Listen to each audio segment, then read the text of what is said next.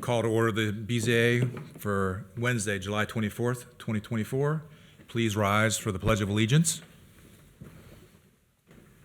I pledge allegiance to the flag of the United States of America and to the republic for which it stands, one nation, under God, indivisible, with liberty and justice for all.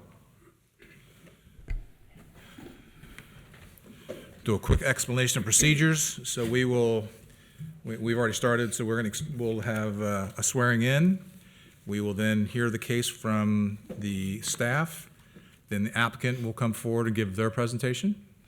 And then anyone else in the audience that wants to speak for or against the application will speak. At that point, we'll close the public portion, and then we'll ask questions that anybody might have spoke this evening.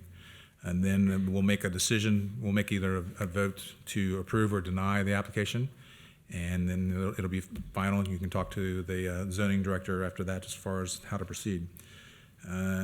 After that, we've got unfinished business and approval of minutes. You don't have to stay through the whole thing. Once your case is done, you're free to go. If you have questions, stick around to the end, and we will move forward.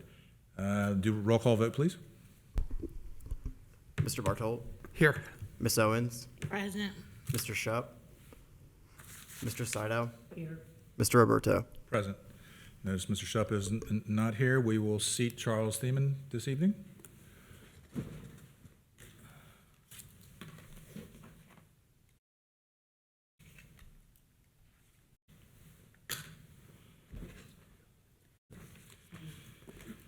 Okay, swearing in. So if you plan on speaking this evening, if you please stand and raise your right hand. You're giving a presentation, so you might as well stand and raise your right hand. So you swear to tell the truth, the whole truth, and nothing but the truth before the Board of Zoning Appeals. Say I do. Thank you very much. You may be seated. First case tonight is for BZA 24-18. It's a variance for a property located at 11605 Greenridge Drive. Does the staff have a presentation? I do. Thank you. Okay, so our first and only case tonight is BZA-24-18, 11605 Greenridge Drive, a variance. The parcel's listed on the screen and in your packet. The zone is R6 residential, and the applicant and property owner is Miss Lily Jefferson. The applicant has lived to the property since 1990 and who was unaware of current zone regulations installed a new privacy fence in November 2023. This is to prevent her dogs from getting outside her yard. In May 2024, Colerain Township Code Enforcement received a complaint from a neighbor stating that she measured Miss Jefferson's fence and it was over 6 feet tall, which is a violation of Colerain Township zoning resolution.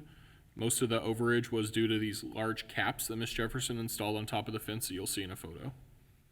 When Code Enforcement made Ms. Jefferson aware of the zoning violation, she contacted the fence company who installed her fence, and she had the caps replaced with flat caps. So she took a little bit of effort to make it to comply. Following this adjustment, Ms. Jefferson's fence remains 2 inches to 6 inches, depending on where you're looking, taller than 6 feet. The applicant's requesting a variance that will allow for her fence to be up to 6'6". The fence in question also protrudes in the side yard at a point further than 25%, and that's currently a violation of the Colerain Township zoning resolution and could have a variance for it granted. And that's due to the fence being over 4 feet tall and less than 50% open. In the proposed update to the zoning resolution, which will likely be passed in October, privacy fences will be allowed to protrude up to 50% in the side yard of a building. When the zoning resolution update is adopted, Ms. Jefferson's fence placement will be appropriate, and I would like to avoid a variance that will certainly be null and void in 90 days. So staff's proposing a condition you'll see later to deal with that. So if you turn your attention to the screen, the part circled in yellow is the fence in question. The green part is pre-existing. We have a fence on each side that you'll see in a photo in a moment. These are the fences that are slightly taller than 6 feet. This is Miss Jefferson's property. You can see, if you follow my mouse, Pippin Road, and so she lives somewhat close to Pippin and Cranbrook. The area is very typical of what you'd see in an R6 residential area in Colerain Township. This is a satellite view, again, very typical. The star is where Miss Jefferson's house is. Okay, this is the fence in question. So the large caps have been replaced with flat caps, or there was plans in the works to have them replaced with flat caps. I'll let Miss Jefferson tell you which. The fence is a vinyl style fence. So the first question I asked her was, could she trim it down to comply with the resolution, take a little off the top of each board. We can't do that with a vinyl fence. So she said she would have if it was a wood fence. This is her neighbor took this photo of tape measure against her fence, showing 76 inches. And this was taken by Colerain Township Code Enforcement. This gives a good view of what the fence looks like, a white fence in the background. This is the fence on the left side of the house, so it's consistent with the fence on the right side of the house. The zoning issue at hand is from 12.8.1 of a Colerain Township zoning resolution, which regards fencing. Fences in all residential and business districts may be erected as a privacy fence to a maximum height of 6 feet in a rear yard only. Such fence may encroach into a side yard up to a maximum distance equal to 25% of the sidewall length. And I explained to Ms. Jefferson that administrative latitude doesn't currently exist, so we can't just say it's close enough. So that's why we're here tonight. Staff findings, I have 7 Duncan factors listed on the screen and in your packet. We use the Duncan factors in Ohio to decide whether or not a variance should be recommended for approval. As always, I highlighted the 3 most important. The request is not substantial in nature. It's a couple inches in staff's opinion. Staff's opinion, the essential character of the neighborhood would not be substantially altered if this variance is granted. In its staff's opinion, the spirit and intent behind the zoning requirement would be observed and substantial justice would be done by granting the requested variance. Staff recommendation is approval with conditions. There's a justification in the packet that's pretty strongly worded about how I feel about this. The number 1 condition is the fence shall protrude no further into the side yard than current conditions. So that's to deal with the 50% encroachment. It's a quasi variance, but it'll be null and void in a few months. So what we're just saying is Ms. Jefferson can't go move the fence closer to the front of her house. And with that, I turn it back to Mr. Roberto. Thank you. Is the applicant present, and would you like to speak on your behalf? Okay. And when you come to the podium, please give your name and address for the record. Press the button, and apparently it needs to be turned on. So, thank you very much. Thank you. Of course, my name is Lily Jefferson. I live at 11605 Greenridge Drive, and I've lived in this area. We moved here from the Chicagoland area because of my husband's job, and we have been living there now. It will be 34 years in August, and I've not had any problems with any neighbors. I keep my yard up. I do everything that I'm supposed to do to make my property look nice.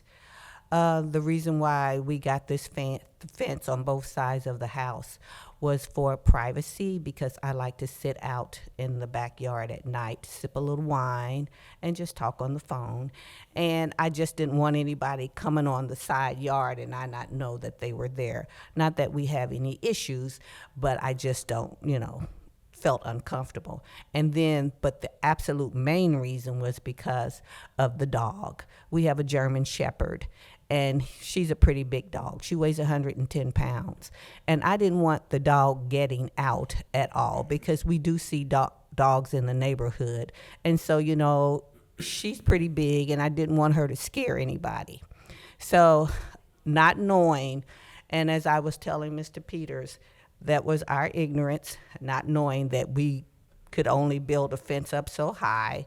And I thought that it would be okay, but evidently it's not. And then my neighbor, the first day it was sitting there, the first day we got it built, she came over and said the fence was too high. And I said, well, how do you know it's too high? She said, it's too high. So, when the gentleman came out and told me that the fence was too high, I was not surprised, because she had said something. But, I'm try to be as neighborly as I can to everyone in our neighborhood. And again, we've not had any problems whatsoever. And there's been other people that have looked at our fence and thought it looked rather nice from the outside and everything. And I must say, her fence is a little shorter. When I measured her, I did not go on her property, but she has a fence that runs down lateral with our property. And hers is about like 5'4" or 5 or something like that. So naturally, the vinyl fence looks much bigger. And plus that, the land right there is uneven. It kind of goes up, slopes up. So it does. I'm a nervous wreck. I'm sorry, guys. Fine. does look much taller. But I did not know. Had I known, then, we would have done what was necessary. And so, as Mr. Peters said, we can't cut it down, cut it any shorter.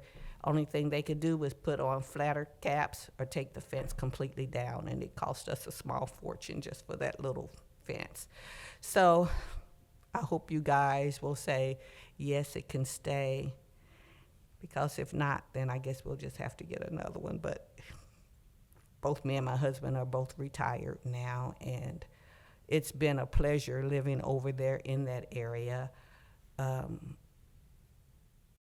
We have a few of our neighbors have moved away, but we do have neighbors that are still there that I walk up and down the street and talk with and stuff like that. So, it's just hard. This is unbelievable for me. It really is. It's just unbelievable. But I can understand how you guys have rules. So, thank you.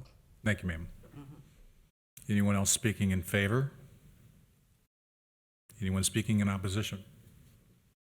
I see none. Can we have a motion to close the public portion? I'll make the motion. Motion's been made. Do we have a second? I'll second. Second's been made. Any discussion? Roll call vote. Mr. Bartolt, Yes. Ms. Owens, Yes. Mr. Saito, Mr. Thiemann, Mr. Roberto. Yes. Mr. Seidel, would you like to start us off? Do you have any questions for the applicant? No, sir, I do not. Okay. Mr. Thiemann? I do not, thank you. Ms. Owens? Just for the record, I have a clarification question. I'm just asking. You might want to have to come up to the podium. It's yes or no, quick question. If the fence is lowered or you have to get a smaller fence, less height, is there any danger of the dog being able to escape a lower fence? I'm not quite sure on that answer, but she is a pretty big dog, and she can jump. She can jump. When she's out there in that backyard and we're throwing balls or she sees birds, she can jump pretty high. So, I can't say yes or no. Okay. I just know she can jump. Okay, thank you. Mr. Bartle? So can you go back to the photo of the fence? You said, You're going the same direction I'm going, so good. Which one? This one or the one well, with the is that measuring? current? I mean, which one's current versus This what is she the neighbor had? picture, right? These are all current within the last month. That's the one the neighbor took with the measuring tape. The ones with the So date stamp are those the caps that have been removed? Ms. Jefferson, I forgot to ask you, have you actually had that done? I know it was in the works. Yes. They've done it? They've done it. Okay. So as you can see at the bottom of the cap, we're still a couple inches over, I can't really read that. 74. So the definition of the height of a fence is the fence itself or these posts? That's my question, too. That's your question, great. I've pretty much gone with the post, and the posts have been about 72, right at 72. Post is always going to be higher than a 6-foot fence, just so you know, because this is a standard bought-off-the-shelf fence, not something they've had made. So I think the measurement, in my opinion, and if it comes here again, I'm stomping all over you. The fence is the part that's flat that attaches to the post. Yeah. Can define that better in the new resolution, too. Yes, that would be I good. would, because Yeah. that's not fair to have a finial on the top of a post and it count as your measurement for a fence. So But then you could say, what if the finial is 3 feet tall? Is that allowed? Oh, well, could you have an 8-foot post and have a 6-foot fence? Right. Yeah, you could. okay. Depends on how you word your resolution, I guess. So So we are is the 74. fence without the caps below 6 feet? No, you're still don't gonna, know. it looks like it's gonna be still right at 76, because the 70. cap will be at the top of where that finial starts to scallop up. What I understand, standing code enforcement's max measurement of the fence, not the post, is 76 inches. Okay. Yeah, I'm seeing there 73 and a half at the I fence. didn't know if that would take it down to 75, So like if that was flat. Yeah, 72 is code. 72 is what we gotta be at. Yeah. There will be a 10% administrative latitude in the new resolution as well, so. Okay. Well, anyway, I just wanted to get that clarified. Is that what my neighbor, is that her measurements? She measured, Stan informed me that he measured and that he was consistently getting a couple inches over. Okay, that's all I had. Thank you. And honestly, this should have never been before zoning. This poor lady has done a nice job with her yard, and we've got somebody that just wants to go and pick a fight and cost her money to be here. And shame on that person, because they should be here. If they want to file a complaint, they should also follow up and be here to follow up with their complaint.